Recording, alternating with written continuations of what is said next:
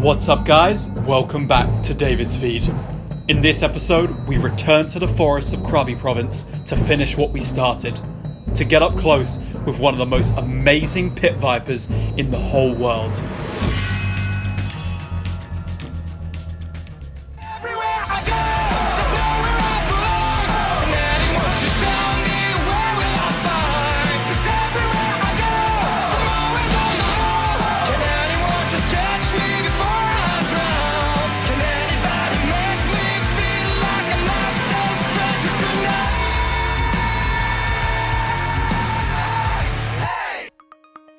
Okay, before the video begins guys, please drop the video a like.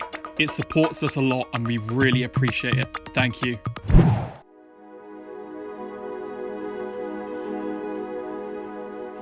The spot we're at tonight is good for Wagler's pit vipers. Rupert spotted a large female right at the top of this tree. Another large female Wagler's viper up the tree. Far too high to get.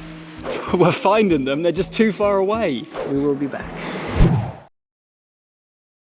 We're back at the Wagler's pit viper spot. We were here for quite a long time yesterday, and right before we went home we did find two that were up a tree.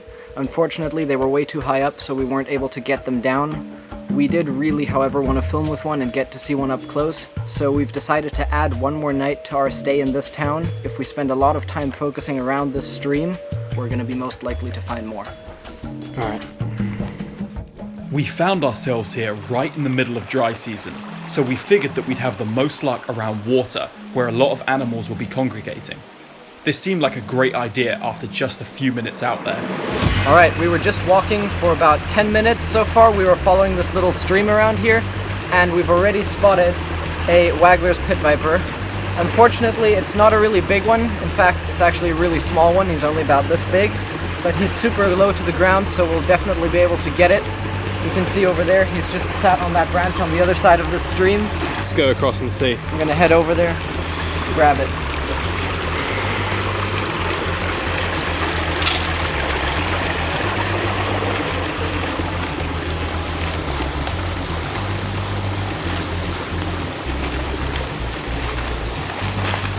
Look at this beautiful little baby Wagler's viper.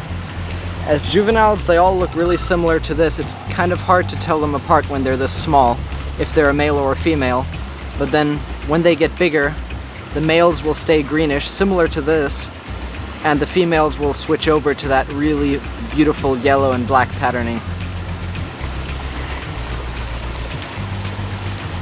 Oh, that is really cute.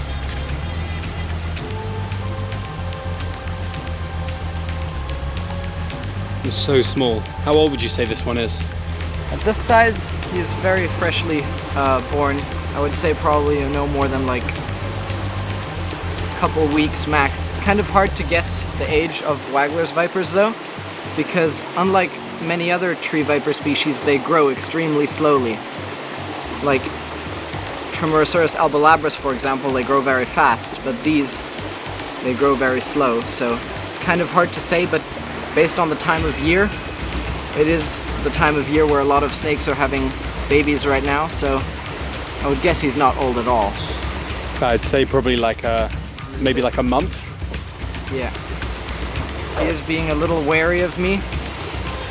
And another interesting thing about Wagler's vipers is, unlike most other viper species in Asia, they have a primarily neurotoxic venom. Very unlike all other vipers you get in the area.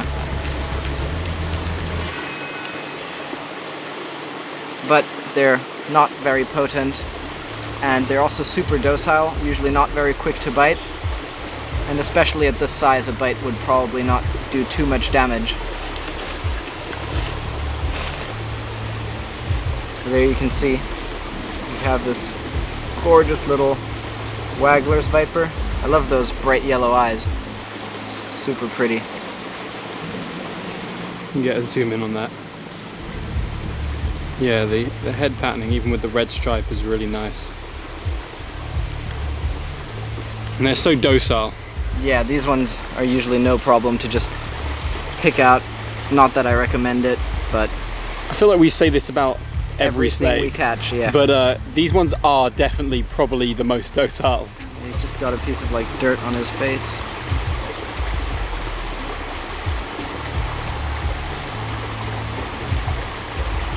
Oh well, can't get it off. Have to get something a bit more scratchy. Wow, it's so cute at that size. It's hard to believe they grow up to be one of the biggest and like most heavy-bodied vipers in the region. Adult females can literally be like thicker or as thick as my arm when they're fully grown. And even on this small one, you can already see that very wide, broad, triangular head, which is very distinct for the species. If we find a larger one later, you'll be able to see that much clearer. Wow, awesome. What a nice snake.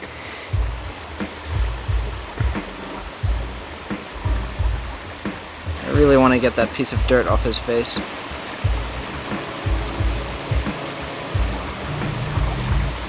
There we go. Got it. So what did you think the effects would be if you were bitten off one this small? Probably some local swelling, pain. How painful? Maybe nausea, not too much more. Probably not as painful as most other arboreal vipers because again they are more neurotoxic than hemotoxic. And neurotoxins are generally not nearly as painful as hemotoxins, so I don't think it would be too bad. Right, well I say we let this guy go back and we continue our search for the big one. Yeah, let's do it. Put him right back on the tree here.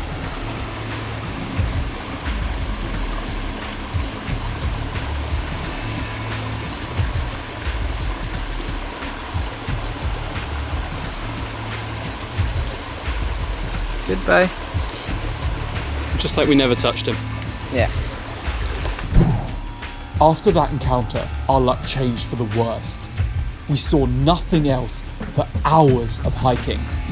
But when we returned to the main path, we tried even harder, determined to find our target.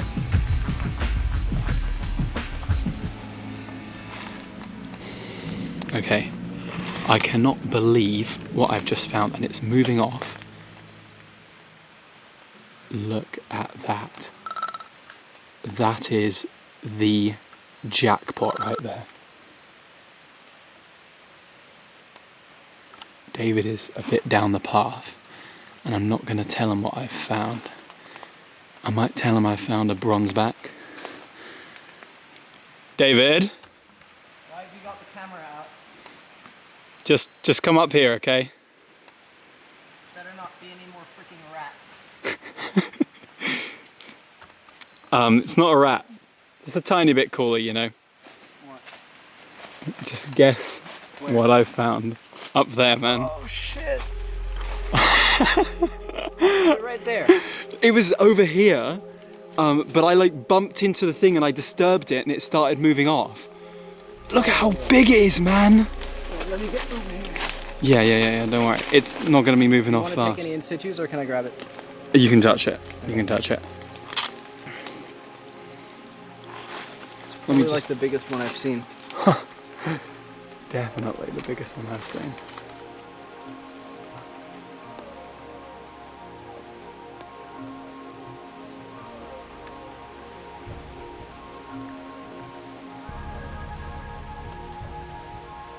So happy we finally got a female. Okay, so There's two. What? just let me know when you got it. Yeah. I thought for sure it was gonna stay with that little juvenile from earlier. How long have we been walking since then? Like, 4 hours maybe? It's late, and it's been a long time. What time is it? It's almost 3 a.m. Okay, so if they don't know already, tell the people what you've got here. Wait. Dodgy situation. Okay, let me just come over to a better area. Go a bit further down here. Okay. Okay, take Okay. two. Now, tell the people what we have here. So this is a large female Wagler's pit viper, Tropidolaemus wagleri. And this is what we've been spending the last 2 nights desperately trying to catch. We found 2 last night that were way too high up to catch, and then we found another small juvenile earlier tonight, and then we just had like a long period of like nothing for 4 hours, and we were about to go home, and then... I mean, we're on the path back. I just decided to check out this sort of dense forest area, and I couldn't believe my eyes. Look at the size of that head. Look at the size of that viper. Yeah. It's got to be the largest one, like, it's, I guess, similar to the Hagenii we got earlier, but... Yeah, a lot more like short and plump though. Definitely have a lot more body weight than the Hagenii. And so docile too. Yeah, Wagler's vipers are known for being one of the calmest viper species you can find. And I think arguably one of the most beautiful as well. Despite them being kind of common in some places, they're just so incredibly pretty. In Thailand, this is definitely not an easy viper species to find. Yeah, when I said some places, I was referring to like some parts of Malaysia and stuff, where I know people who have found like upwards of 30 of them in one night. That sounds like Sumatra area. Yeah, it was. But yeah, I mean, I've been herping in southern Thailand for a long time, and these ones we've got the last 2 nights are the first I've ever found here, so... Look at that beautiful, huge head. They look a bit different from the Malaysian ones. They're a lot more green. The Malaysian ones have more yellow on them, even at this size. I mean, this is a large, relatively large female. In Malaysia it would have a lot of yellow, whereas it's still very green up here, across the spine. Really nice how calm these are. So what are the typical habits of a big girl like this? Well, unlike a lot of the smaller flimsy Trimerosaurus, these are, as you can see, much more heavy-bodied, meaning that they only rest on branches which are a lot thicker in order to support their body weight, because they don't want to risk like getting blown down by the wind or something. You can hear something off behind me. And during the drier months like now, they tend to go a lot higher in the trees, which is why we've been having so much trouble finding one that is low to the ground, close enough to reach it. Me and David, you know, we're good herpers, and we've really dedicated some hours to this, and I still consider us lucky to have found one this low. That is a huge head for such a short snake. Yeah. Why do you think these guys are so docile? I think they just don't have like a lot of predators around where they are. They just sit in like super high trees, I think. I don't know. I really don't know what makes certain species a lot more defensive than others, actually. If anyone has any guesses, feel free to leave it below. Please, because it's very interesting. I just really love about the species how distinct the head is from the neck. The neck goes pretty thin, and then the head is just like super bulging out. Almost like heart-shaped, actually, if you look at it from my perspective. Like drip, drip. No, I see exactly what you mean. Hello. Doesn't seem to really be afraid of you at all. If anything, it's like inquisitive. No, she's just I keep saying he, but this is a female. The males are nowhere near as beautiful as this. Only the females of this species have this really cool pattern. The males are just plain green, quite similar to the juveniles, with some speckles and stripes on the head.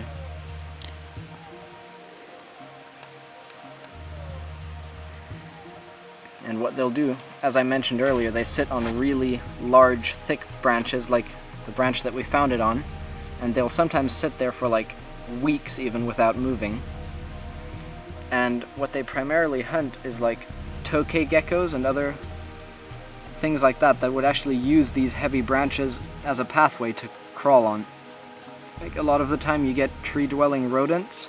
We've seen a lot of those while herping around here. We like to refer to them as round boys. Anyway, yeah, they sit on large round things in ambush without moving for sometimes weeks, waiting for like tokay geckos or rodents to use these horizontal branches as a pathway to get from tree to tree. And birds. And birds as well. And then they just snatch them up. It's incredible how a female like this will like eat and then it will just rest for maybe 4 weeks. Yeah, once a snake like this gets a large meal, they'll be good for like sometimes even months. And maybe one thing that, you know, people who are watching won't realise is how nice the texture is on these vipers compared to the other species. Yeah, they feel very, very nice. Kind of like a more matte finish, kind of like the new iPhone. I describe it as like a plasticky feel almost. Like a, is it? But not like slick, like smooth, It's like like most rubbery. snake scales are.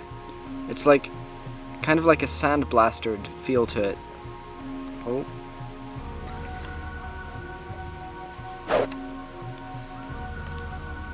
I really do think this has to be Thailand's most beautiful viper. This could potentially be my favourite snake we found of the trip so far. Like, It's definitely up there for me. I think for me, Sumatranus is probably the only thing that tops it. yeah, I think aesthetics-wise, this one is. Yeah, this is for sure like I haven't- worldwide even one of the most beautiful snakes. I haven't really like had a chance to appreciate it yet, but it's just looking at it through the lens of the camera. I'm just stunned. What am I watching?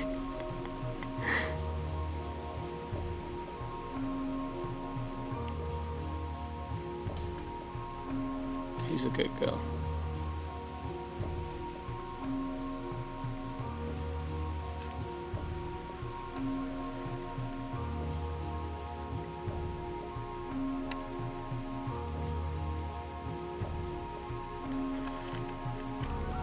I really love their like yellow on the lips too. If you look super closely along the edge there, they have those nice yellow lips with that black patterning. Alright, well I'm definitely gonna have to do a little photo session with this beautiful girl. Haven't found one of these in ages. Well, since like a few hours ago, but you know what I mean. A Yeah. large female like this. That's close enough to actually photograph. Alright, well, I'm going to put it over here. I'm going to go get my camera out the bag.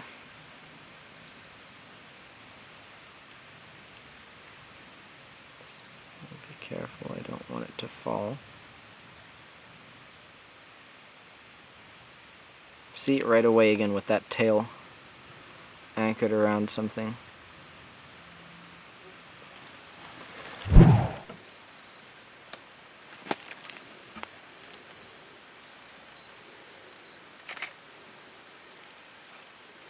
Alright, I think I got a few decent shots. He has been, well, sorry, I keep saying he for some reason. She has been getting a little agitated. She took like 2 or 3 strikes at me before while I was photographing. So I think it's a good time to call it a night. We got what we came for. And I couldn't be happier. I mean, this is like one of the coolest snakes we can find out here. And it was our target species. We finally got it at the end of the night. Yeah. Alright. We're just gonna carry her back to the branch that we originally spotted her on, just so she can continue about her business as if nothing ever happened.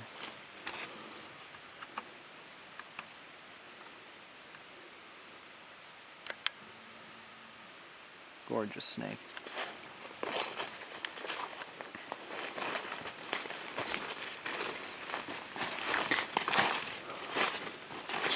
Well, there's the branch up here, right? Yeah, you can see it.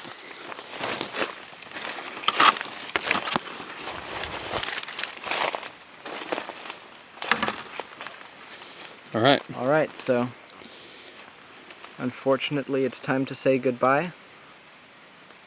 It was definitely a very, very cool find.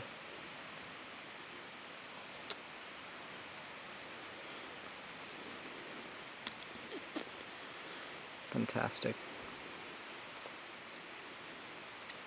Goodbye. Mwah. Have a lucky life, snake. They're so slow moving. It's ridiculous.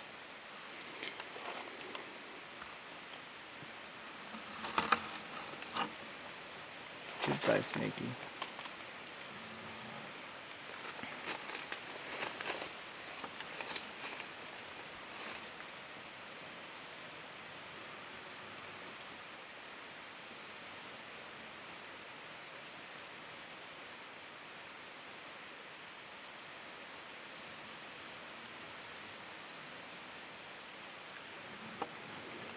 Alright, well, that was really one of the best ways I could have hoped for to finish off a really long night of herping.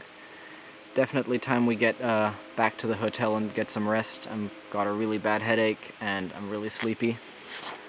But yeah, successful day. Awesome.